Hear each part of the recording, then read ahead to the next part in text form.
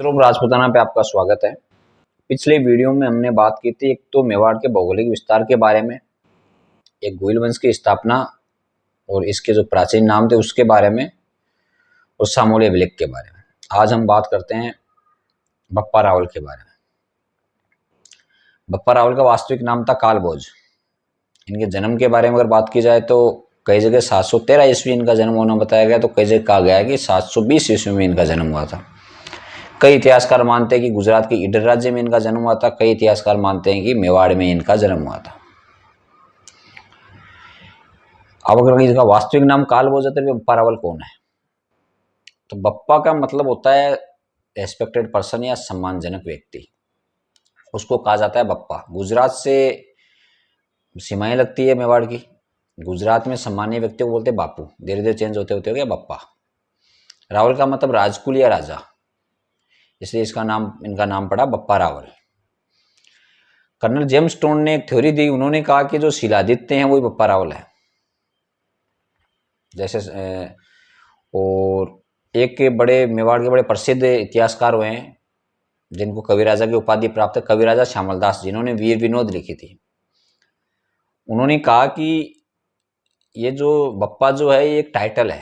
और किसका टाइटल है? कि शिलादित्य का एक पोता था जिनका नाम था महेंद्र। ये महेंद्र का टाइटल है। उसके बाद में गौरीशंकर हीराचंद ओझा ने जो इतिहास लिखा, इन्होंने एविडेंस के आधार पर इतिहास लिखा। तो इन्होंने कहा कि आप चाहे पुरानी ख्यात उठा के देख लो, शिलालेख देख लो, जो अभिलेख मिले उनको देख लो, उसमें पता चलता है कि बप्पा का एक पुत्र था, उनका नाम था खुमान। और अगर आठपुर वाले अभिलेख की बात की जाए तो आठपुर अभिलेख में लिखा हुआ है कि कालभोज के जो पुत्र थे उनका नाम था खुमान, यानी कालभोज और बप्पा एक ही है। और उन्हीं की थ्योरी के आधार पर इनका नाम जो कालभोज माना गया है। किनकी थ्योरी थी ये? गौरीशंकर हीराचंद ओझा की थ्योरी। अब हम बात करें इनके जो विजय अभियान थे उनके बारे में, तो ऐसा कहा जाता है कि नागदा में एक ऋषि रहा करते जिनका नाम था हरित ऋषि। महादेव के भक्त थे ये, लकुलित संप्रदाय के पुजारी थे। जो शिव भक्तों में जो लकुलित संप्रदाय होता है उसके पुजारी थे हरित ऋषि। बप्पा रावल इनकी गायें चराया करते थे। जब हरित ऋषि का अंतिम समय आया तो उन्होंने बप्पा रावल को बुलाया कि भाई तेरे सेवा से बड़ा प्रसन्न हूं मैं, बोल तुझे क्या चाहिए। बप्पा रावल ने कहा जी थोड़ा सा अगर कोई स्थायी जगह मिल जाए तो इधर उधर भटकना नहीं पड़े, थोड़ी सी इतनी सी व्यवस्था आप करा दो। हरित ऋषि ने राठासन देवी की पूजा की। राठासन देवी राजी हुई, प्रकट हुई। उनको कहा भाई ये बप्पा रावल है, ये मेरा शिष्य है, इसको मैं मेवाड़ का राज्य देना चाहता हूँ। राठासन देवी ने कहा भाई मेवाड़ के राज्य के लिए आपको महादेव को प्रसन्न करना होगा, ये उनके अधिकार क्षेत्र में आता है, आप उनको प्रसन्न करो, उनके आशीर्वाद से आपको मेवाड़ राज्य मिल जाएगा। हरित ऋषि ने कहा उनके भक्त हूं मैं, अभी राजी कर लेते हैं। फिर कहा जाता है हरित ऋषि ने महादेव की पूजा की, महादेव प्रकट हुए, उनको बताया भाई मेरा शिष्य है, इनको मैं मेवाड़ का राज्य देना चाहता हूँ। महादेव ने कहा ठीक है भाई, तथास्तु। हरित ऋषि के आशीर्वाद से 734 ईस्वी में बप्पा रावल मेवाड़ पे आक्रमण करते हैं। मेवाड़ पे कौन सी? तो चित्तौड़ पे आक्रमण करते हैं और चित्तौड़ के राजा मान मोरी को हरा के अपनी सत्ता यहाँ पे स्थापित कर देते हैं। लेकिन राजधानी नागदा ही रखते हैं, राजधानी इन्होंने ट्रांसफर नहीं की थी। उसके बाद नागदा में एक मंदिर का निर्माण कराया, कैलाशपुरी में एकलिंग जी का मंदिर। ये मंदिर लकुलित संप्रदाय का मंदिर माना जाता है। इनकी एकलिंग जी के प्रति इतनी आस्था थी कि इन्होंने कहना शुरू कर दिया कि असली राजा एकलिंग जी है, हम तो उनके प्रधानमंत्री है, यानी उनके दीवान है। एक्चुअल जो राजा है वो तो एकलिंग जी है, उनके अंडर में हम काम करते हैं। इसको राजत्व का देवीय सिद्धांत कहा जाता है। ये कई राजाओं ने इसका अनुसरण किया है। जैसे जयपुर के बारे में कहा जाए तो जयपुर के राजा बोलते थे गोविंद देव जी राजा है जी, हम तो उनके अंडर में काम करते हैं। तो राजा कौन? गोविंद देव जी। उनके प्रधानमंत्री कौन? जो ये शासक जो शासन करते हैं। ये बीकानेर के बारे में बात की जाए तो बोलते हैं लक्ष्मी नारायण जी राजा है, हम तो उनके दीवान है। तो ये जो देवीय जो राजत्व का जो देवीय सिद्धांत है, ये बप्पा रावल ने इसका अनुसरण किया था। उन्होंने कहना शुरू कर दिया राजा एकलिंग जी, हम उनके दीवान, उनकी आज्ञा से हम राज कर रहे हैं। अगर भारत में मुस्लिम सत्ता स्थापित हुई थी 712 ईस्वी में, कहाँ पे? सिंध में। एक सैन्य कमांडर था मोहम्मद बिन कासिम, उसने सिंध के राजा धारसेन को हरा के वहां पे अपनी सत्ता स्थापित कर दी थी। सर्वप्रथम मुस्लिम सत्ता स्थापित होने में कामयाबी मिली 712 ईस्वी में। गजनी का एक शासक था अल सलीम, उसने अपनी सेना भेजी भारत पे आक्रमण करने के लिए। बप्पा रावल ने उसकी सेना को यहां से मारना शुरू किया, मारते मारते गजनी तक ले गया और वहां पे सलीम को हरा के अपने भांजे को वहां का राजा बना दिया। इधर से सिंध को मुक्त कराने के लिए पंजाब के रास्ते होते हुए पाकिस्तान होते हुए निकल रहे थे। एक जगह इनकी सेना रुकी थी, कैंप लगा था इनका। तो जब सेना रुकती है वहां पे कहीं सामान की जरूरत होती है, तो कई दुकानें लग गई, कई लोग वहां रहने लग गए। सेना कुछ दिन बाद अपना कैंप उठा लिया, लेकिन वहां एक गांव बन गया।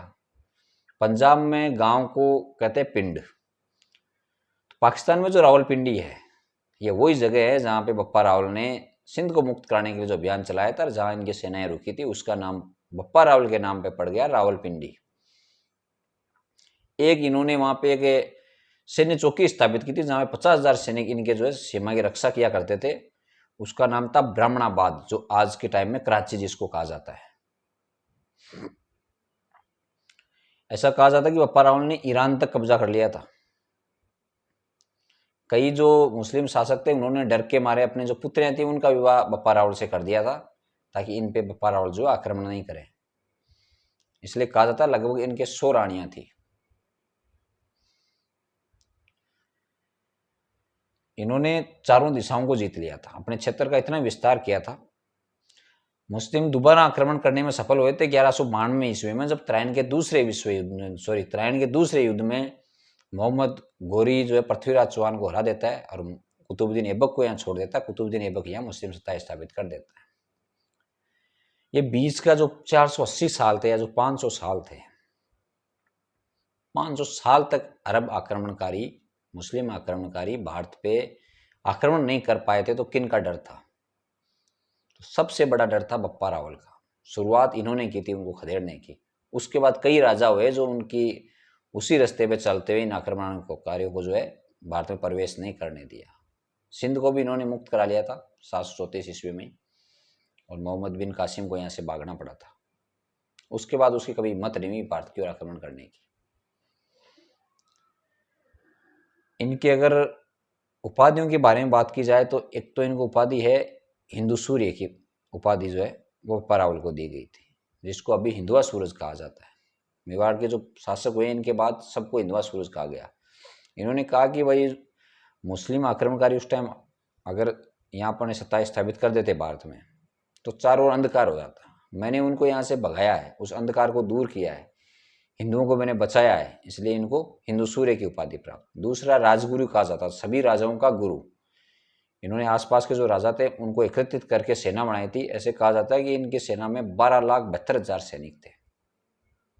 एक बहुत बड़ी विशाल सेना थी इनके पास।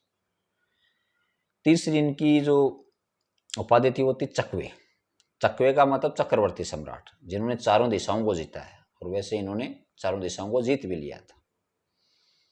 गजनी तक इनकी सत्ता थी। गजनी, अफगानिस्तान, ईरान, वहां तक के जो शासक थे, खलीफा थे, उनको इन्होंने हरा दिया था। ऐसे कहा जाता है कि 753 ईस्वी के लगभग इनकी जो मृत्यु हो गई थी। तो ये कुछ जानकारियां थी बप्पा रावल के बारे में। अगले वीडियो में बात करेंगे एक तो अल्लठ, दूसरे जेत्तर सिंह के बारे में।